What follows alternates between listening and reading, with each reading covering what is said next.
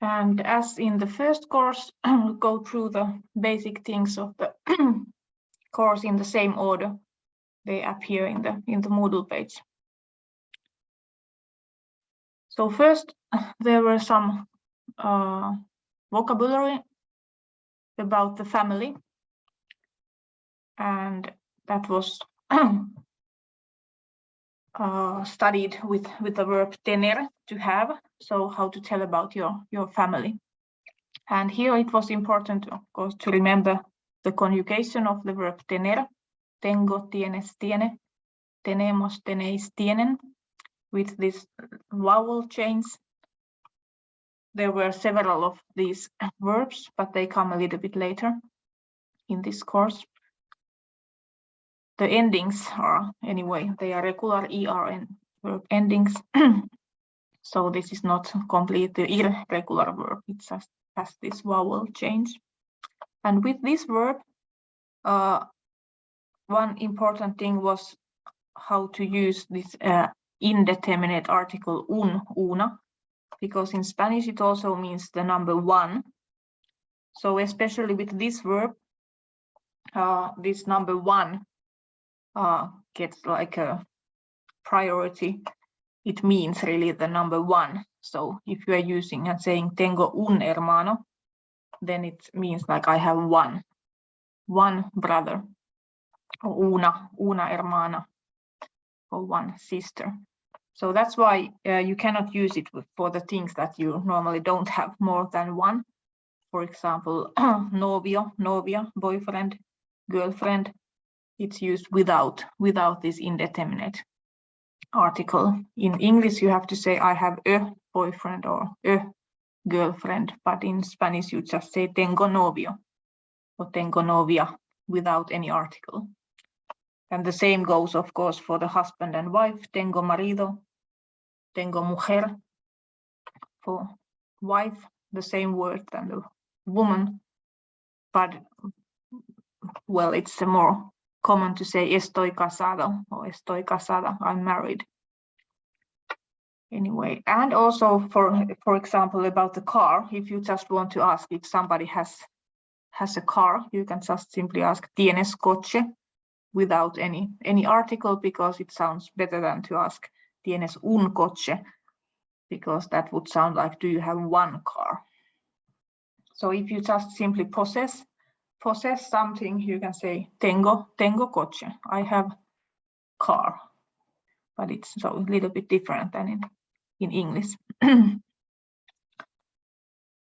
with the family words, one thing was that sometimes there's a own word for masculine and feminine, like el padre, la madre, for father and mother. But then you can take the masculine and put it into plural, so it includes then the both sides. So los padres, basically it means the fathers, but it also includes the mother, so that's the word for the parents, los padres. And sometimes there's not even an own word as for the boyfriend and girlfriend. You just simply change the last letter, el novio, la novia. And again, you can put the masculine word into plural, los novios, and then you get those both persons together. Los novios, that would be something like the dating couple. In English, there's no really a same kind of thing you can do. And very common it's with the señor, señora. If you want to say something to a couple, that there's a man and a woman, so you can use the señores. So it means, for example, señores Lopez. This is the combination of the Mr. and Mrs. Lopez.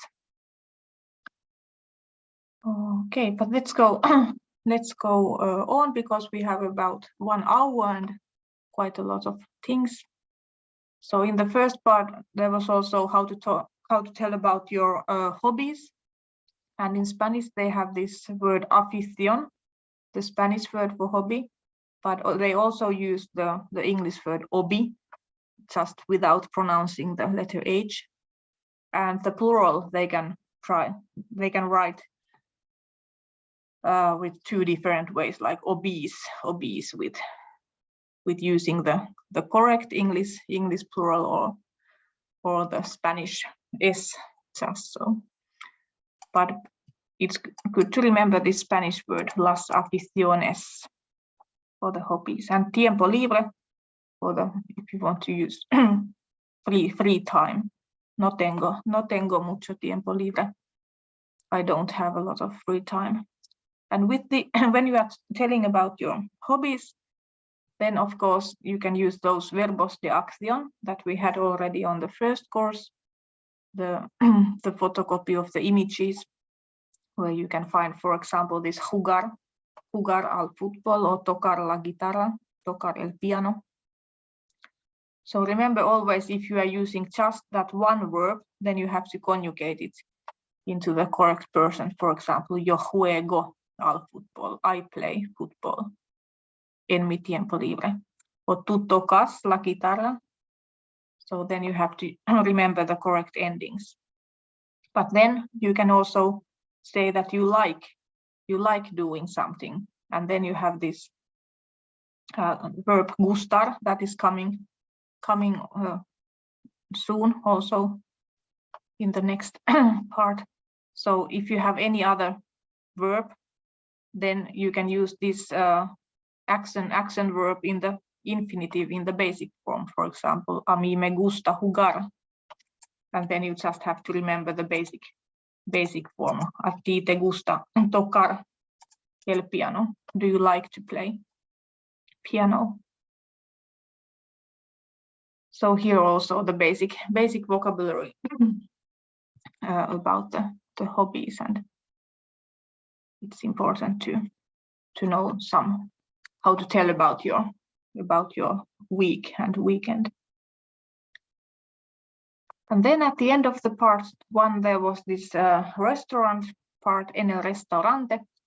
So how to order at the restaurant, and the basic expressions were these: de primero as starters, de segundo as main dish, and these were also the ordinal numbers at first, at second.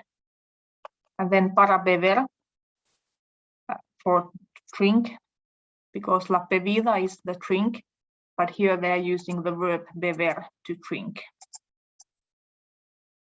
And then for the dessert, de postre. So the preposition de with these for starters, for main dish, and for dessert. But then, because they are using the verb beber, then also the preposition changes, para beber.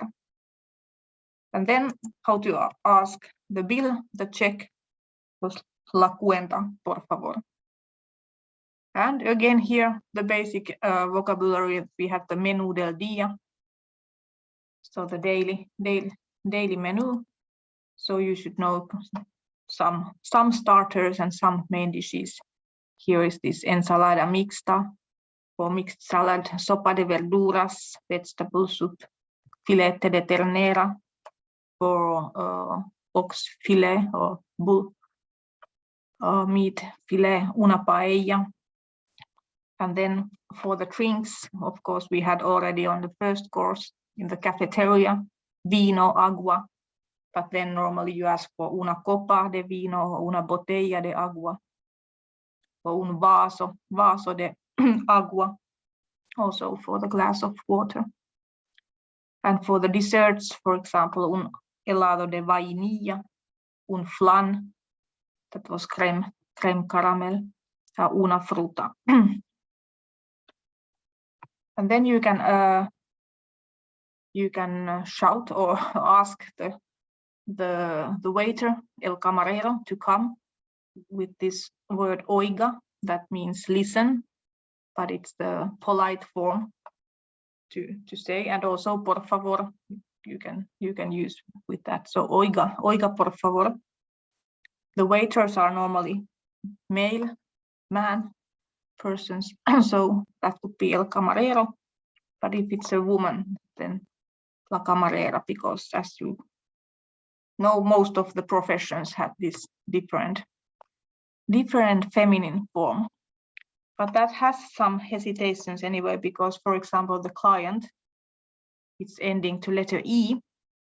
So that's why sometimes the letter E, you can use it for both masculine and feminine. El cliente, la cliente.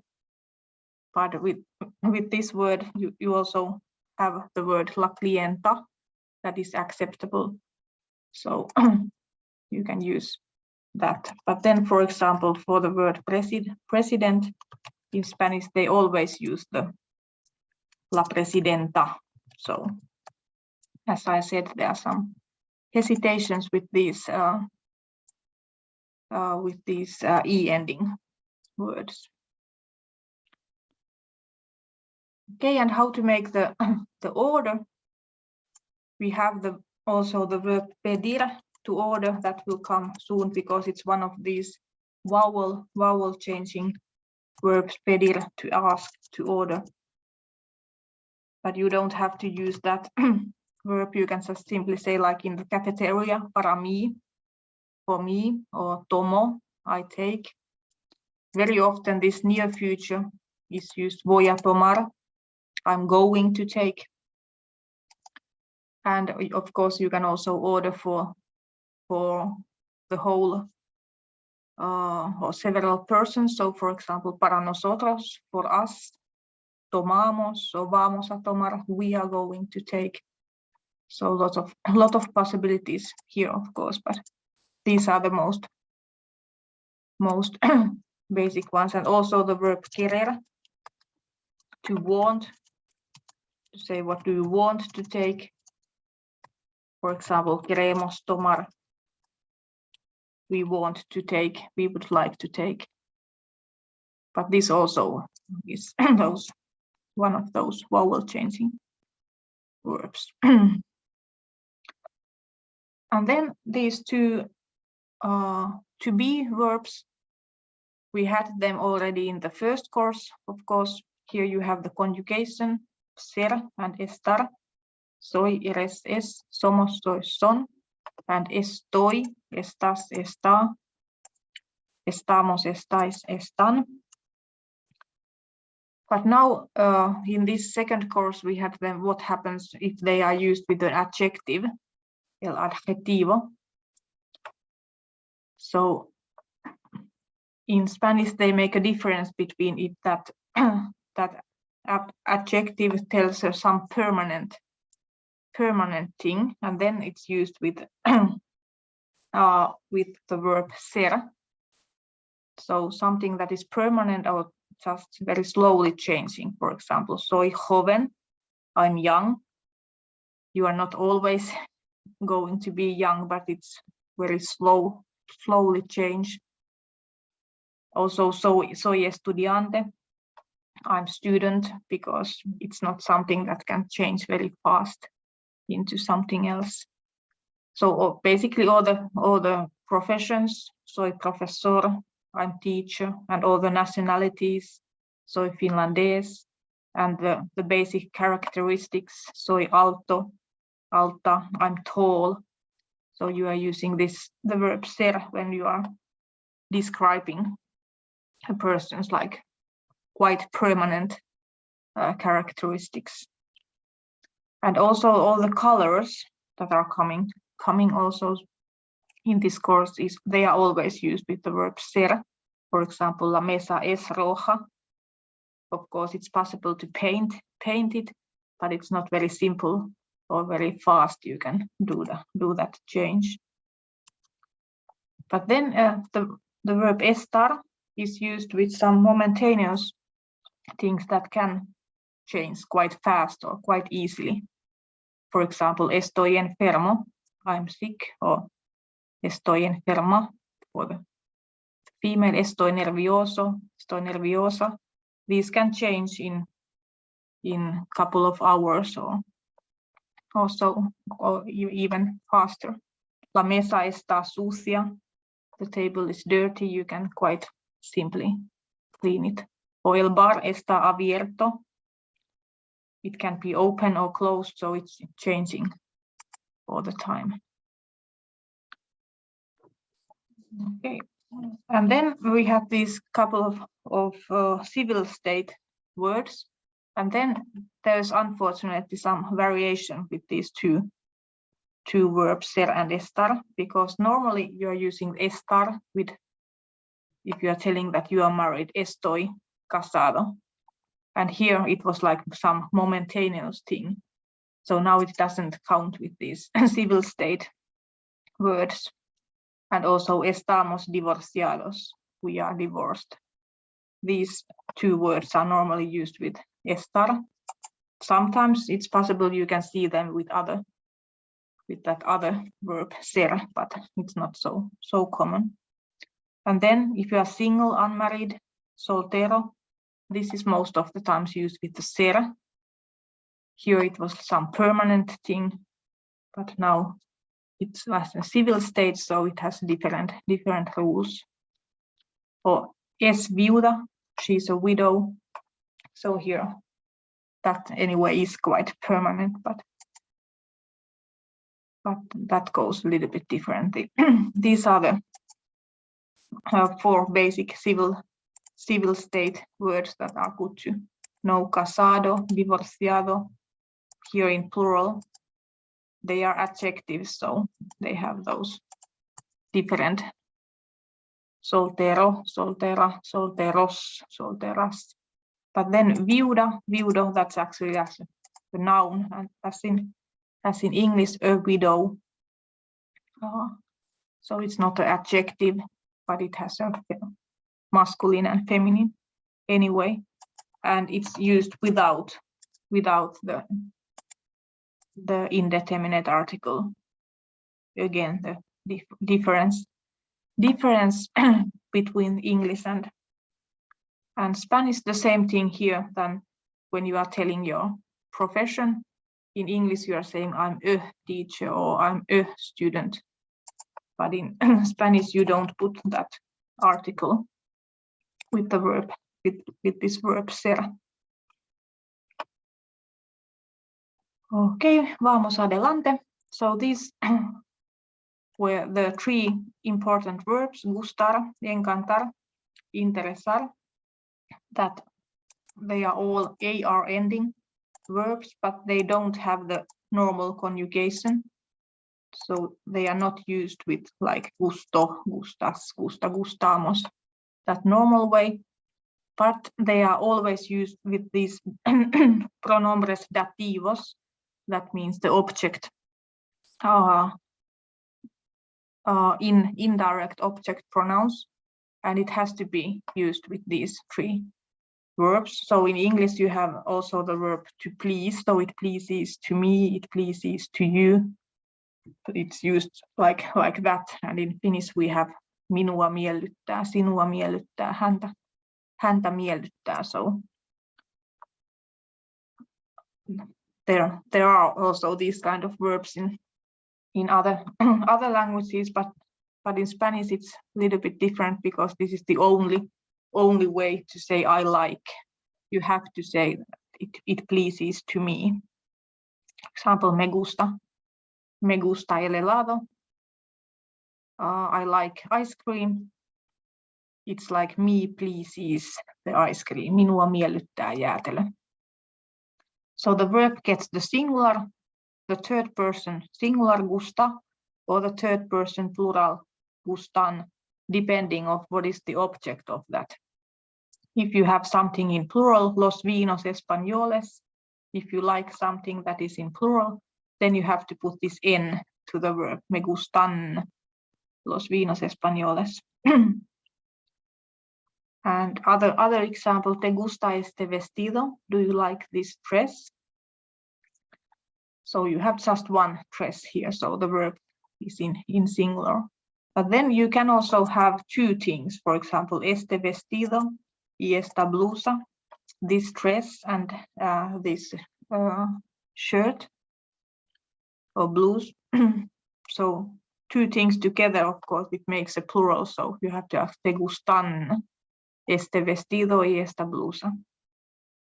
And then attention with the pronoun le, this third person, and also here the less, because that's also the the polite form. So if you are talking to Señor Garcia, you should use that le gusta. Le gusta escuchar música.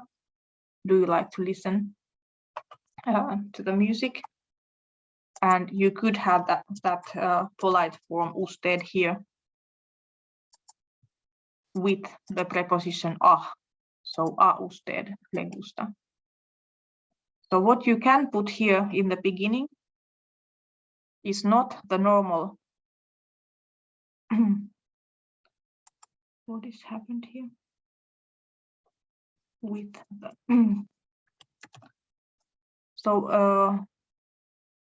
it's not, you cannot use the normal pronouns yo, tu, like I and you, but very often this tonic form is used, and it's always with the preposition a. For example, a mí me gusta, a ti te gusta. The negation word no would come here in the middle. A mí no me gusta, a ti no te gusta. And if you have somebody here mentioned by name, for example, Juan, or if you are talking of the third person by telling not his or her name, but for example, referring to it with mi novio, my boyfriend. So if you are talking of a third person, then you have to use the both. Meaning that you have to use that object pronoun that is always compulsory, le gusta, but you also have to put this preposition a here in front of this person. So there's no simply a way to say Juan likes, but you have to use all these. A Juan le gusta, or a mi novio le gusta. Or depending what is coming, it can be also gustan.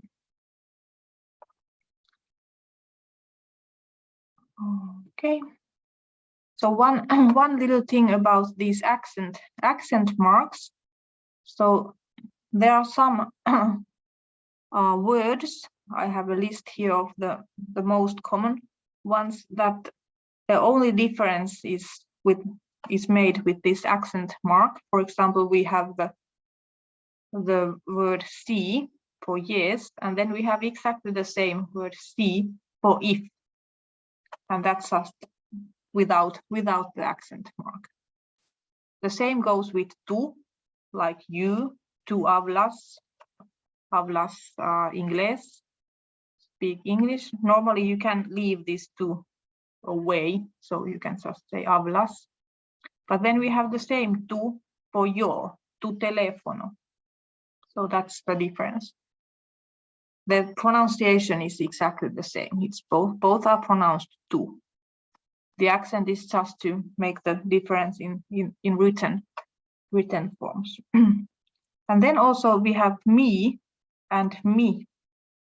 Here actually the me is a little bit longer. And we have that always after any preposition, like para mí un café, for me. And then we have mi coche, for example, my car. So here we can hear a little difference also in the oral. But for example, with these words see and see, there's not really a difference. And these are not considered as a mistake in this course. One other that we have is this word he for él. For example, él vive en Marbella. He lives. Also that one you can leave away normally. And then we have the determinate article el, the masculine, for example, el coche, for the car.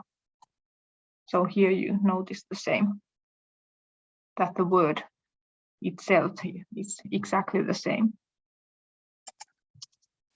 Okay, one more example, because there were three verbs: gustar, encantar, interesar. So one example of this second verb, encantar, that was always to love or to adore something. So when we are talking of something, for example, me encanta tu idea. So you can say like, your idea fascinates me. Minua ihastuttaa sinun ideasi. Or nos encanta la música rap. We adore the rap music. So exactly the same thing. That if you had, you only use the verb in singular or in plural, encanta, encantan, if we had something here coming in plural, for example, nos encantan los bailes españoles.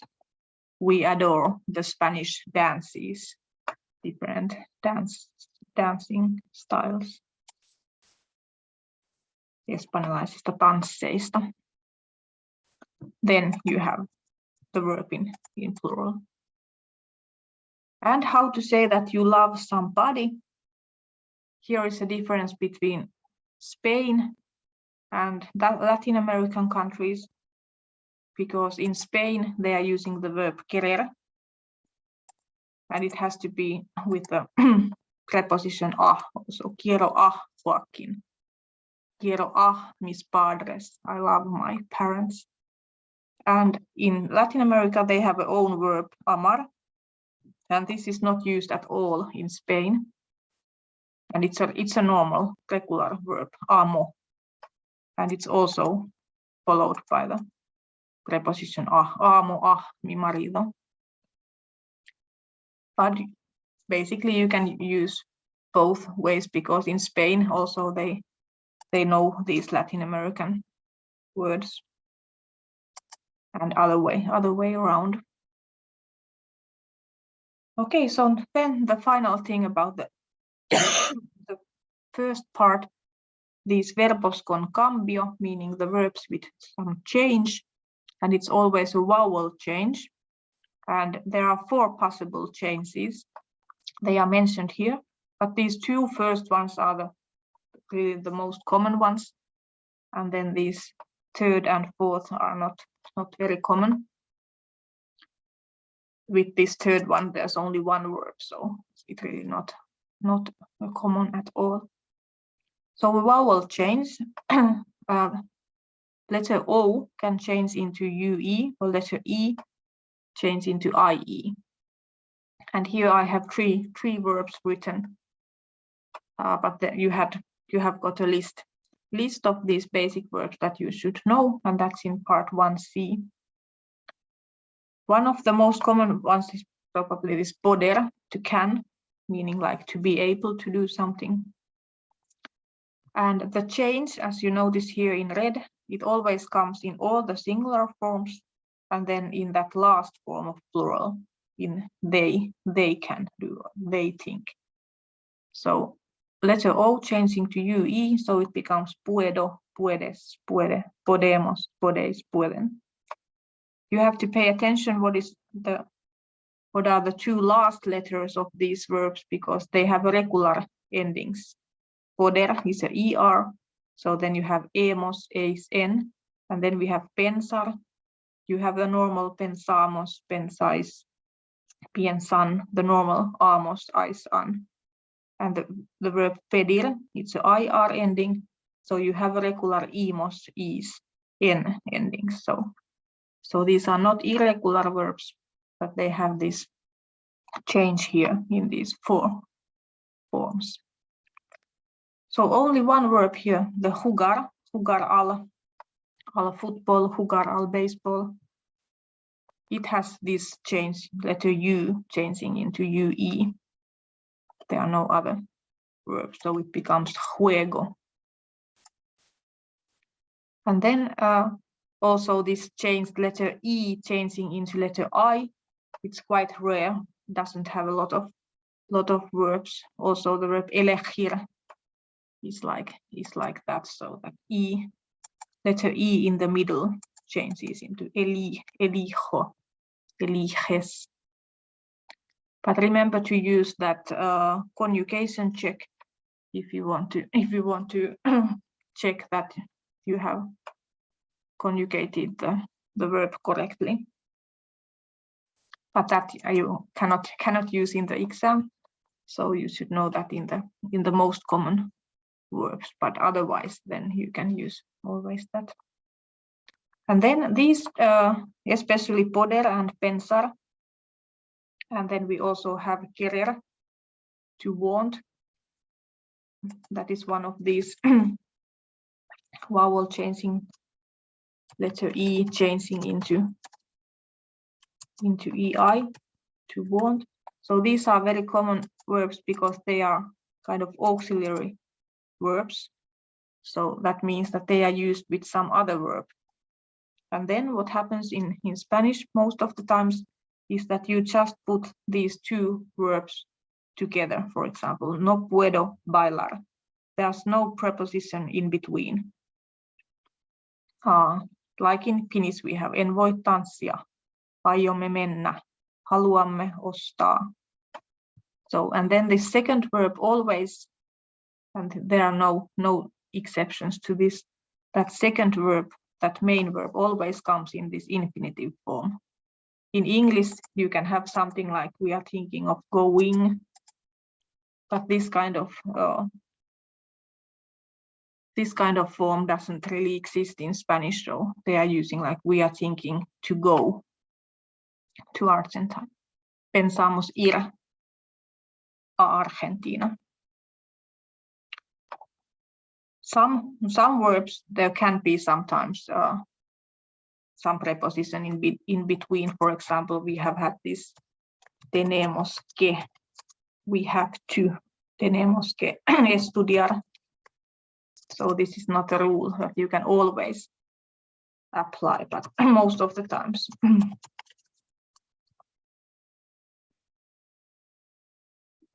And as you remember the verb tener, that how we started this Zoom, it was also one of these vowel chains. So tengo, tienes, tengo que, I have to, tienes que, you have to. But that we already had on the end of the first course. Okay, but let's go on. Parte 2. The second part started with the weather conditions. And the weather was the same word than the time. So el tiempo has double meaning, the time and the weather.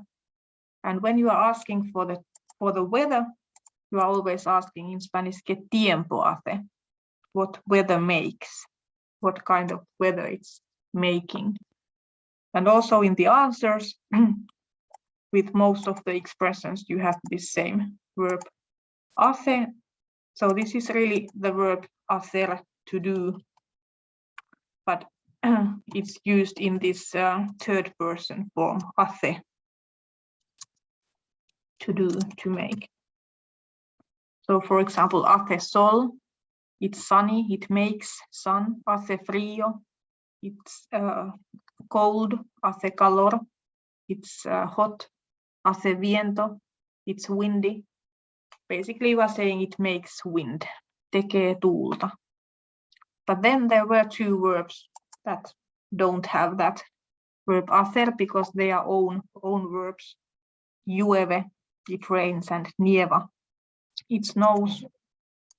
And these also actually are these vowel changing verbs because the basic form is llover. So if you want to talk about the tomorrow's weather, you will have to know this basic form va a llover, because this is the near future, it's going to rain. And va a nevar, it's going to snow. But also about the temperature, you can ask it with two different ways, ¿qué temperatura hace? O cuántos grados hace? How many degrees it makes. So when you are telling the degrees, you are saying hace unos 20 grados or hace 5 grados, bajo cero. Like if it's -5, then they normally use this expression below zero, bajo cero. And it's not very often that it's necessary to say over zero, but that would be sobre cero. And then las estaciones del año, the seasons, they were la primavera, el verano, el otoño, el invierno. And here also la estación, the word has a double meaning. Here it's been left in Finnish, so it was both the station and the season. And if you are talking of the season, then you can add this estación del año, the season of the year, but it's not really necessary. And then here the preposition used is en. In English you have in, so en primavera, en verano, en otoño. But then if you want to say the next spring, then you need again this determinate article as in English, la próxima primavera, el próximo otoño, the next autumn. And then los meses, this word was a little bit special because it has the letter S also in the singular, so el mes or un mes would be one month. Voy a pasar un mes en España. I'm going to spend 1 year, 1 month. A pasar un mes en España. So, but in Spanish you have to always add the plural es. So this is the basic rule that you have to put the words into plural. It was only in the days of the week, lunes, martes, that you don't use this plural. And the months in Spanish, they were very similar to English, except for this January, that is enero, and they are not written with the capital letter. So en febrero, in February, here the same preposition that with the seasons. And here we had the verb cumpleaños. So you should remember how to say my birthday. Mi cumpleaños es el 8 de abril, for example, the 8th of April. And this was the way to tell the date, la fecha. El 8 de abril, without the ordinal number. La fecha. And then in the second part, we have the shopping thing. Basically, the shopping, how to shop clothes. So the basic clothes vocabulary and the colors. So here we had the expression ir de compras. So you are going to do shopping.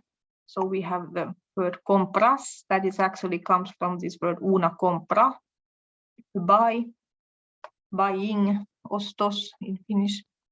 So it's a plural of this. But then remember that we have a verb comprar.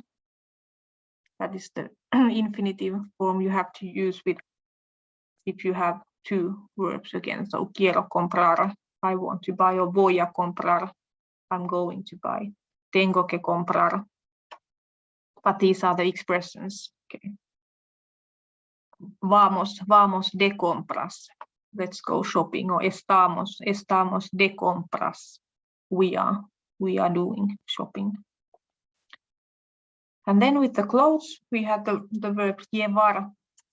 That is completely regular verb. It means both to wear the clothes. Llevo una camiseta.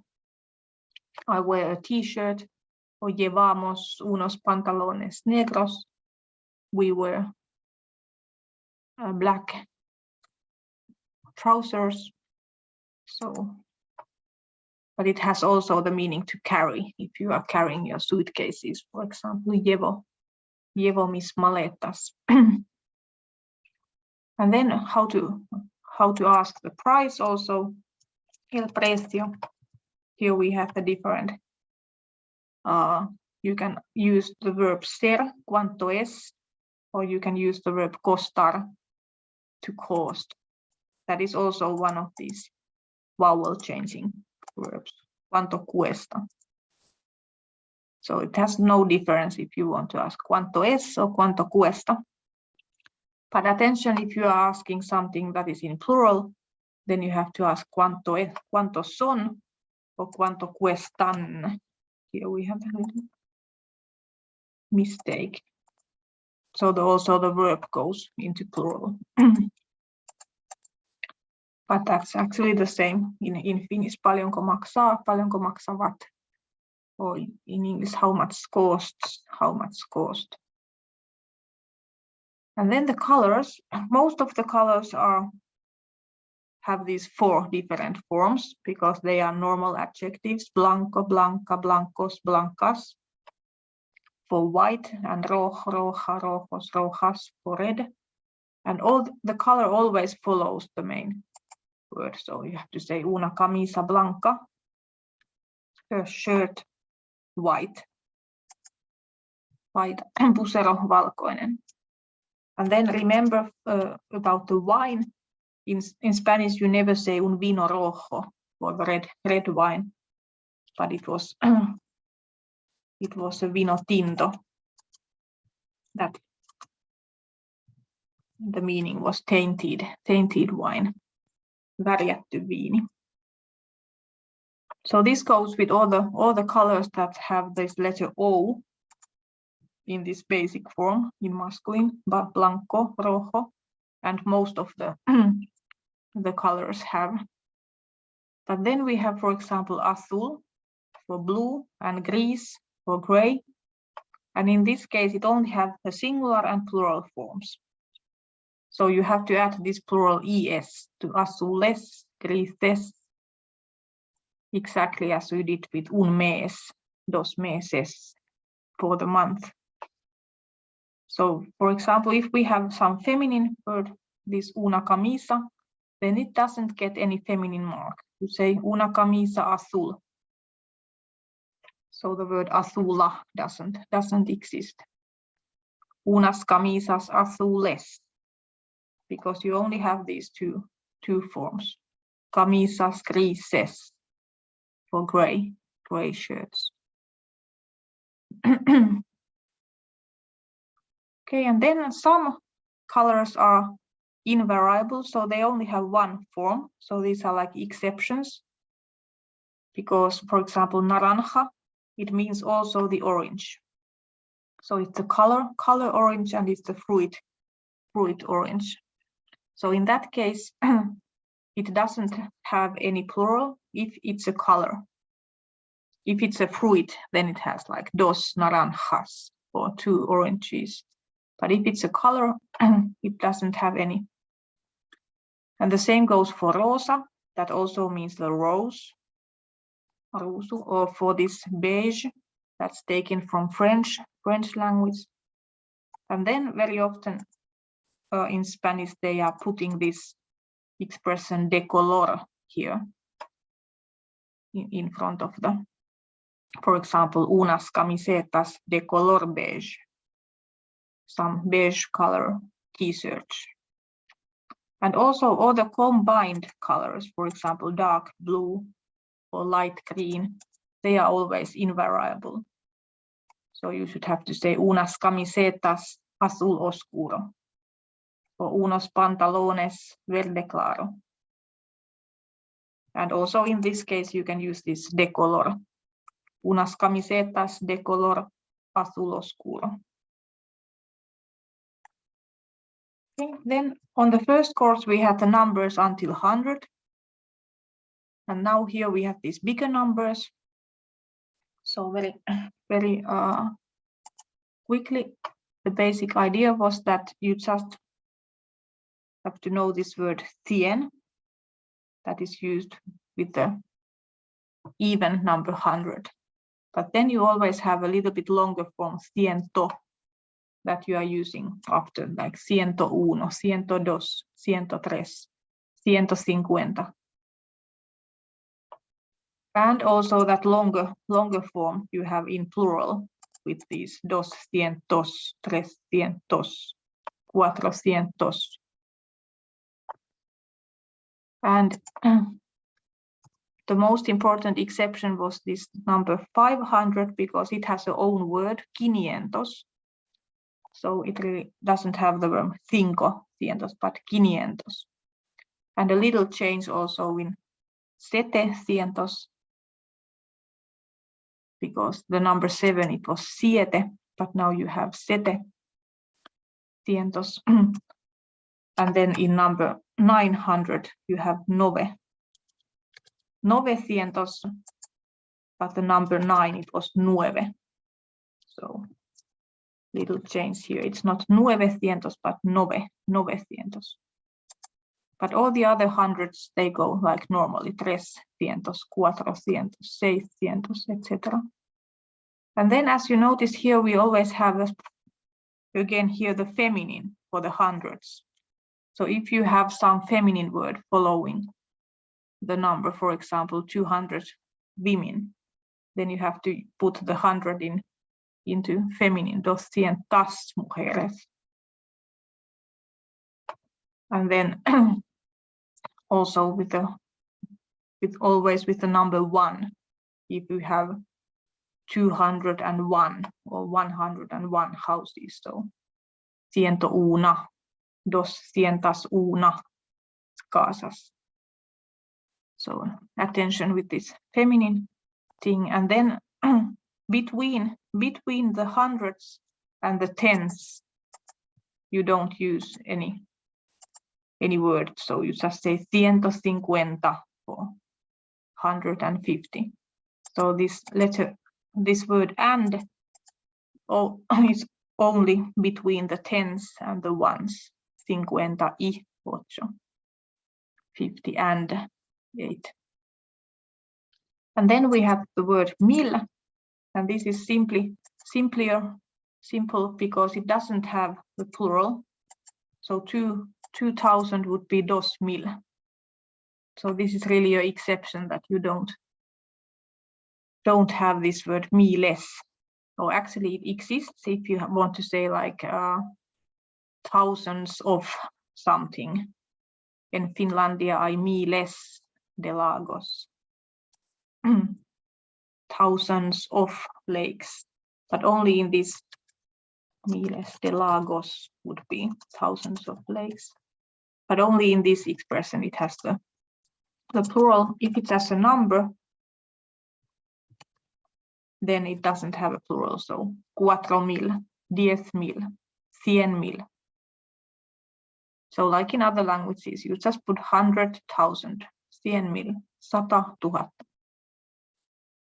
With a million, there's this un millón for 1 million, and the preposition de. For example, in Finlandia, you can just say 5 millones de habitantes, 5 millions of inhabitants. But here actually often it's used with unos, like about 5 millions. And then 3 millones, so this has the plural form, 5 millones. And then also the accent mark is disappeared.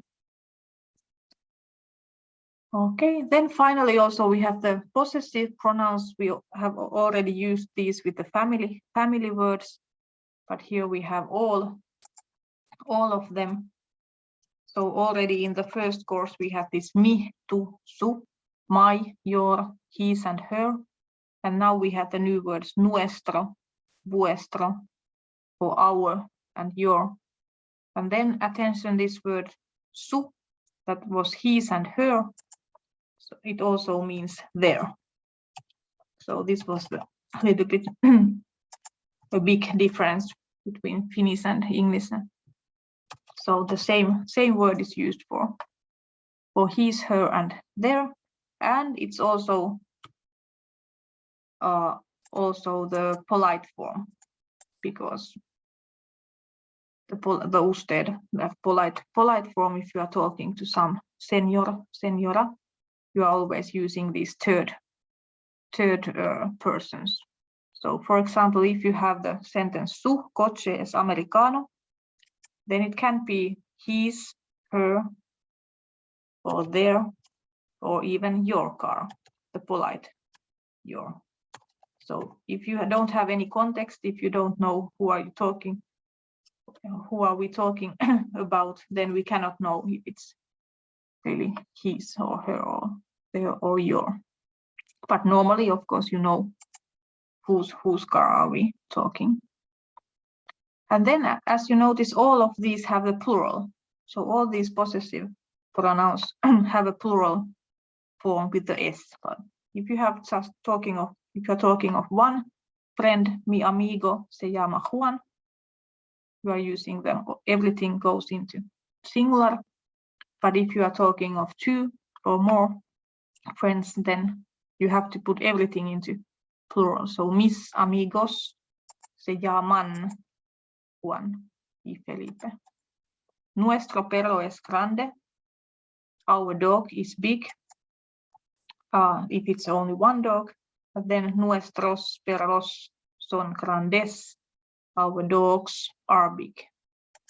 I have here only in Finnish, but it doesn't matter. And then one more example of this feminine, that these two words also have the feminine for nuestra, nuestras, vuestra, vuestras. If the next word is in feminine, like casa, our house, our home, you have to put everything into feminine. Nuestra casa es vieja. Our house is old. So attention with these, they always follow the same form that is the next word. And very often it's like nicely the same letter, nuestro, perro, our dog, but not always, because we also have this e ending, nuestro coche. So sometimes it's a different letter. And then the demonstrative pronouns, it means this, that, these, and those. And in Spanish, there were three. Like we have something that is here, este coche, and then we have something that is there, ese coche, esos coches, those cars, and then we have the third pronouns for something that is a little bit further over there. So aquellos coches, meaning those cars over there. So basically three levels. In Finnish we have very similar, that we have tämä auto tässä, tuo auto tuossa, and then we have tuo auto tuolla, kauempana. And these have also always the masculine form, but now ending to letter E. So this is a little special case. The feminine has the letter A always. And then in plural it goes more with the normal way that you have estos, estas, esos, esas, aquellos, aquellas. But attention with these singular forms that you have este, ese, and aquel. But But here you have like akel, akeia, akeios, you have like el, la, los, las. The same than the determinate articles. Okay, and then parte 3, the most important thing in this third part was this perfect tense. And here you have first the verbos regulares that come in the part 3a. And then there were 12 irregular verbs that come in the part 3b. Attention with verbos regulares e irregulares, this and word that is normally letter Y, it changes into letter E if the next word starts with the letter I. So we have hablo finés e inglés, I speak Finnish and English, hay participantes locales e internacionales. So it's depending of the next. Most of the time it's normally like letter Y. So in perfect tense we had our own verb, haber. You don't have to use this infinitive form, or it's not used almost never, because it always is used in this conjugated form. That was as, a, hemos, habéis, han. So now this is a verb that doesn't exist alone at all. It's only like an auxiliary verb used in this perfect tense. If you want to say I have, or if you want to say I have spoken, you have eaten, or we have lived. So you always need two parts here, and that main verb comes in the regular verbs. It comes into the endings ado and ido. So if you have an AR ending verb like hablar, it becomes ado, hablado. And if you have ER or IR ending, they both have this same ido ending. So for example, you can say, nosotros hemos comido, we have eaten. Or ellos han vivido, they have lived. So the idea is very similar to English. And here are more examples. You have got this same photocopy in the, and it's in also in Moodle page with these same examples. So one quite important thing here to remember about these little words, for example, siempre, always, ja, already, that in English and also in Finnish, they have the normal places here between these verb parts. They have always lived here. But there was this rule that you can never put them in Spanish. They have to come here in the beginning, siempre, han vivido aquí, or they could be here at the end, han vivido siempre, aquí. But most of the times they are here in the beginning. And this was the list of the 12 verbos irregulares. So these you should know also in exam. And this is a complete list. There are no more.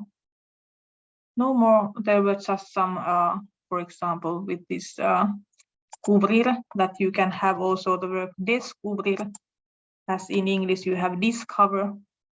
So then also you get here descubierto. So in that sense, there are more than 12, but they always have this same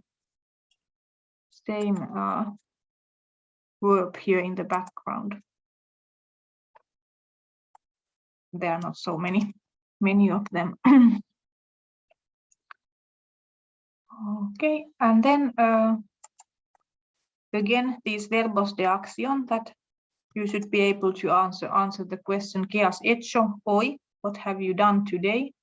Using those action verbs that we had, for example, to study, to travel, to sleep, to read, for example. So you can practice with those, and there are several exercises in the part 3.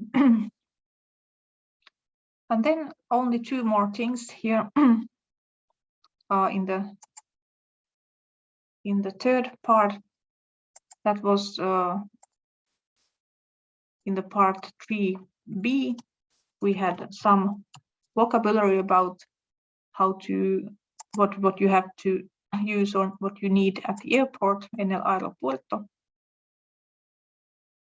And there was a list of that basic vocabulary. Here I just mentioned really the most important words, like la salida for the departure and la llegada for the arrival, that come from this verb salir and llegar. These are almost completely regular verbs. Llegar is completely regular. Llego a las 11, I arrive at 11. But salir, it has just one little change in the I form. Salgo a las 9. I leave at 8. But if you are talking of the airplane, then it's the normal third person. El avión sale a las 10.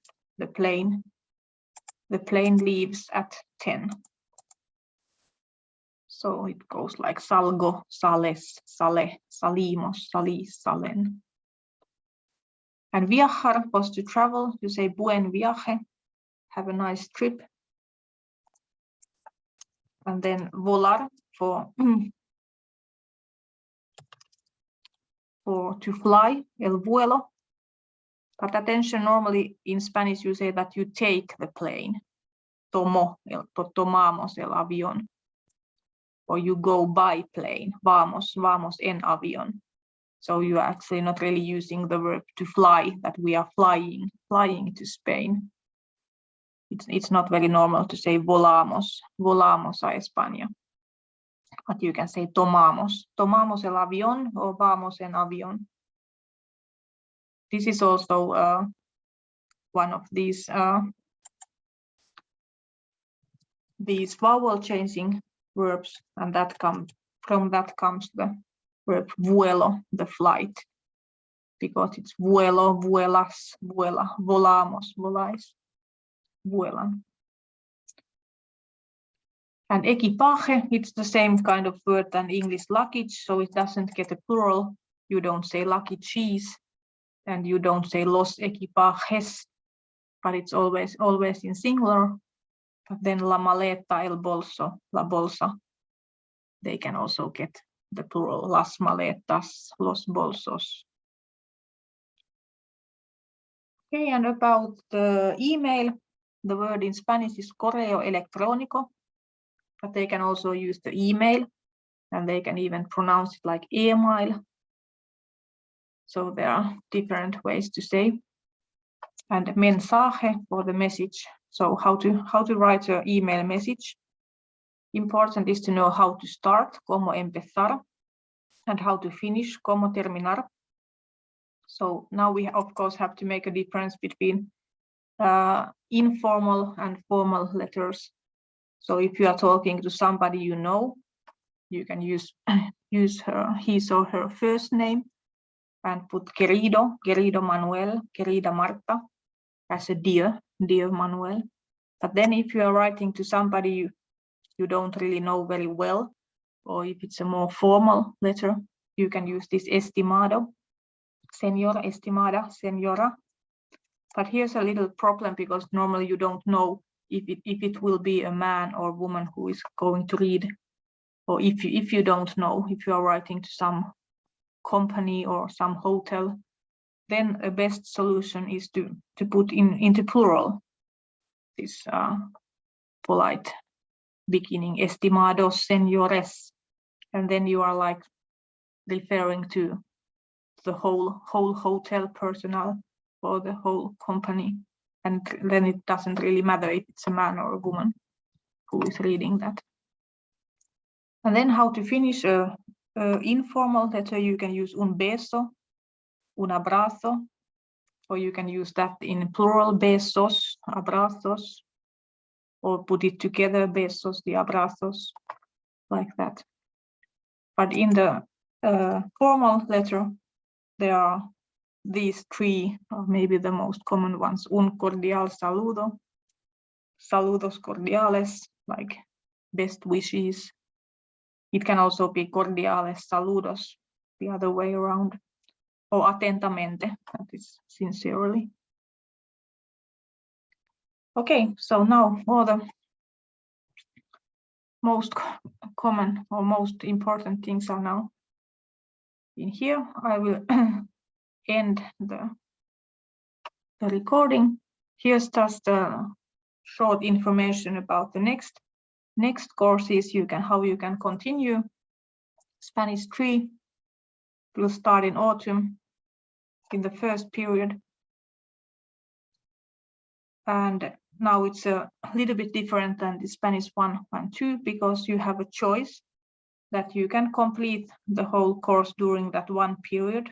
We will have contact lessons and Zoom meetings every week during the first seven weeks in September and October. But then you also have a choice if you want to go a little bit slowlier and complete the whole course during the whole autumn semester, like during the first and second periods. And then you are doing the course more at your own space. You can join the contact lessons and Zoom meetings that we have on the first period, but it's up to you how you want to. And you can choose how to do it when you see the course when it opens in September. You don't have to know it beforehand. But you should, anyways, everybody should start in September at least, even if you are doing it more in the second period. It's important that everybody start at the same time. And then there's also Spanish for Work. It's completely online, not even any Zoom meetings. And this is a course you can take after you have done the Spanish 3. And there you have even more choices. So if you have completed the Spanish 3 already in the first period, then you can take this in the second period, that is in November and December. But then both of these courses also go on in spring. So then it's possible that you take the Spanish for Work in spring 2023. So, but you can always ask more information about these and also find the information in lab pages or in eLab. Okay, gracias y buena primavera y felices Pascuas. They say for happy Easter. And now you just have to book the time for the exam and do that in the campus exam laboratory. Okay, adios, hasta luego.